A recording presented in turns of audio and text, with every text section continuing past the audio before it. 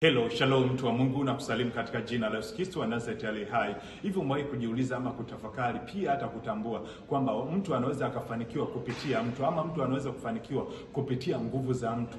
Wewe kuwepo mahala fulani kunamfanya mtu aweze kufanikiwa, au wewe kuuzwa au kununuliwa sehemu fulani kunamfanya huyo mtu kuweza kufanikiwa, ama kampuni hilo ama ofisi hiyo, ama pengine wewe kuweza kununuliwa mahala fulani na kuweza kufanya kazi kunamfanya huyo mtu aweze kufanikiwa. Nitakuleta katika kitabu cha Kutoka.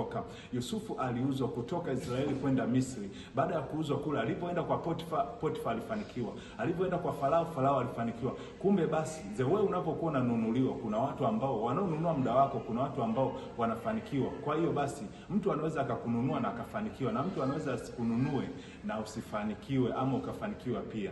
Kumbe basi, kuna watu ambao wanaofanikiwa kupitia watu, kupitia nguvu za watu, kupitia kile ambacho alichonacho mtu, na unakuta unaongezeka ama unakuwa. Shalom, shalom mtu wa Mungu.